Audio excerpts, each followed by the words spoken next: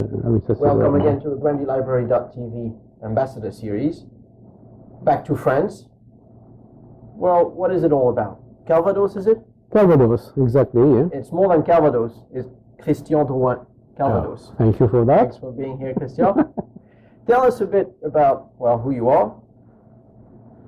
What is that Calvados about? Yeah. And everything else. Okay. Well, I'm the producer of Calvados. One foot in Pays d'Auge and the other foot in Drouin, so in the two best appellations.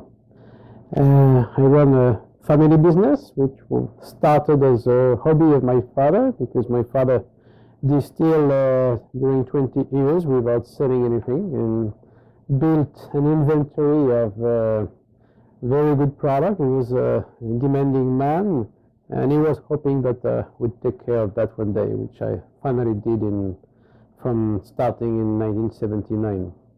Right. And now the third generation is at work. My son, 33 now, 33, sorry, 33, joined me 7 years ago. So we have a good future for that company.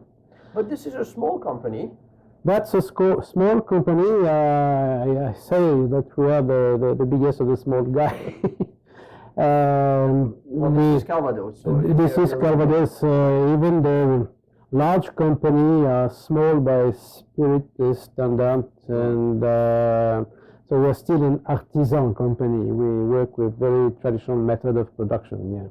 And yet, when people travel to San Francisco, they find your Calvados. Yeah, today they will find our Calvados in most major cities. If they travel to San Francisco, they will find it. If they travel to Texas, they will find it. What about Tokyo? What about Paris? If they go to Tokyo, they will find it in almost every 5-star hotel and many top restaurants. If they go to Moscow, the same thing. If they go to Paris, almost every top hotels. You will find it at the Ritz, you will find it at the Crillon, you will find it at the Bristol, and well, most best places, hotel, restaurants, and retailers. But then, what explains that? Of course, you'll tell me that this is quality and so on. But there are other quality Calvados out there. So what makes you different from the others? I think for my father it was 100% a hobby. For me, I would say I have to work hard, so nobody would believe me if I say it's just a hobby. But to a large extent, it is a hobby, and it's I have a passion for the product. I take care of the engine of every cask, and I want to deliver the highest level of quality and give each bottle its character, its own personality, make it as different as another one. So this is really a passion and a very strong personal interest into the product, more than a business. Yeah. If we talk about the raw material that you're using, is it apple? Is it pear? Is it? Well, in Normandy we do not grow any grapes, and it's no problem because we have plenty of apples and pears too, which are not good to eat. Mm-hmm. So, but we can do from that cider, perry cider, and of course by distilling the fermented apple juice or the fermented pear juice, the famous Calvados, which is Calvados is an appellation contrôlée. Mm-hmm. So it's a cider spirit, but named Calvados. We're not allowed to produce Calvados outside of Normandy. Right. But if you say that you've got 1 foot in Pays d'Auge and 1 foot in Drouin, does that mean that you put more pears? Yeah, in Pays d'Auge we work from the family property, from the property used to belong to my parents and now to me. So in this area, today I work almost entirely with apples. Mm-hmm. There have never been so many pear trees, but the orchards are mostly apple orchards, although you find some pear trees, but not that many. Drouin, that's a small company I took over 20 years ago, and in this part of Normandy, it's difficult to grow, for an apple tree to grow, but it's no problem to a pear tree. The soil, granite, schist, not much earth, and it's difficult for the apple trees because the roots go in depth, but not for the pear tree because the roots go along the rocks. Right. So you produce in this area Calvados from a minimum of 30% of pears, not a maximum, a minimum. In Pays d'Auge, you are allowed up to 30%, but nobody uses 30%. Okay.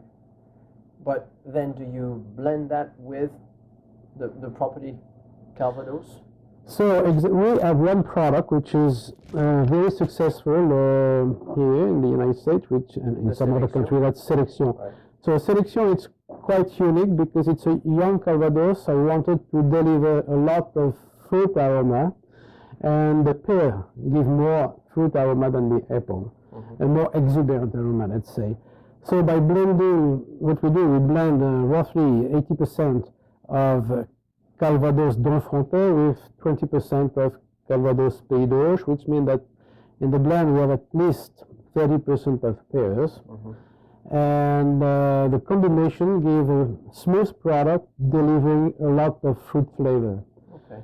And those who are looking for the fruit in Calvados or looking for Calvados can be used in cocktails and cooking, or you are more interested by the fruit than by the tannin of the cask. This is a perfect product. And Well, it's definitely very pleasant to have that young, very fruity, very fragrant aroma due to the pear. But it means that you cannot put Pays d'Auge on this selection. No, this is the challenge. Is when you blend the two top appellations, which cost you more to produce, you have to sell it as generic Calvados. So if you have a good name, it's no problem, you're recognized. But otherwise, it's quite difficult to sell it because people think they buy the generic Calvados, and little do they know. Yeah. So would you say that most of your business is Pays d'Auge? Yes, definitely. And then our family name, Drouin-video-1.mp4, it's we sell primarily Pays d'Auge, and Sélection is an addition to the line. But our Calvados are produced in Pays d'Auge, double distilled, mostly, almost entirely from cider apples. So when you say double distilled, it's the very method that the cognac people are using. Yeah, in Pays d'Auge, the method of production is exactly the same as in cognac. You have to obtain your Calvados from a pot still, and you have to make a double distillation, cut the heads and the tails. It's exactly the same method as cognac. As cognac, yeah. But you start with that cider, right? You start with that fermented apple juice. Yeah, But is it clear, or is it quite cloudy? Does that make any difference? Well, it shouldn't be too cloudy because that would mean you would have a lot of product from the apples, and when you distill that, the chemical result wouldn't be good. So when the fermentation process is finished, what we do, we empty the cask slowly, and we do not take what's left, which is, well, what is heavy is down. Right. So you have to do that carefully. We call that in French les lits. It's safer not to distill those lits, those heavy components. So the product is rather clear, yeah, not transparent, but it's clear, yeah. So there is no distillation on the lees. You take that fermented apple juice, you distill it the first time. Absolutely. What's the jump in alcohol there? So after the first distillation, we get an intermediary product with 30% alcohol content. And we will distill that the second time, and we have to produce Calvados between 69 and 72. So you're not allowed to distill at less than 69 or more than 72. ABV, double it for proof. Yeah. So on the average, we distill at 70%. We try to be just in the middle. Right. Right. Yeah. And you collect that? We collect that, and Calvados has to be aged according to the rules of the appellation, a minimum of 2 years in oak cask. So the product will go immediately in oak cask to start the aging process. And after 2 years, you're allowed to sell it as Calvados, no maximum. For Drouin-Frontais, the minimum required is 3 years of aging. Why would that be? I think that was a wrong decision. This is the last appellation contrôlée, and Pays d'Auge happened in 1942, Drouin-Frontais in 1998, and everybody wanted stricter rules, but in my opinion it's an error, because Drouin-Frontais is really good young, because you have a lot of fruit character, and this is what you are looking primarily, while Pays d'Auge is a Calvados which has a great potential for aging, but doesn't express much when it is very young, and I think it should be the opposite, but it happened, the decision we made that way. Yeah. Then with a bottle of 25 years old, it's a blend of 25 up to 35, roughly 10 years. When you mention the age on the bottle, you have to mention the age of the youngest component. Right. If it's a vintage, you have to guarantee that 100% of the content of the bottle was distilled in the year on the bottle.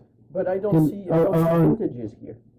No, because we have a very extensive range of vintages. Right, we carry quite a few. And yes, and I think this is the unique collection in Calvados. Nobody offers a range like that, because, as I mentioned at the beginning, my father was not selling anything, so not mixing the product. He aged them separately, And he didn't drink them all? No, he drank just a little bit, but not that much. So the vintage, you have to be careful, it's the year of distillation, not the year of the harvest. Okay. We harvest the fruits in fall, and we normally distill the following year.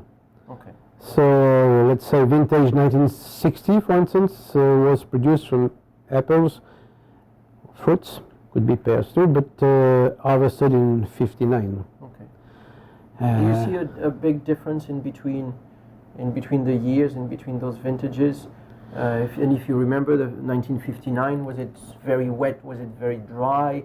For those years, I remember nothing.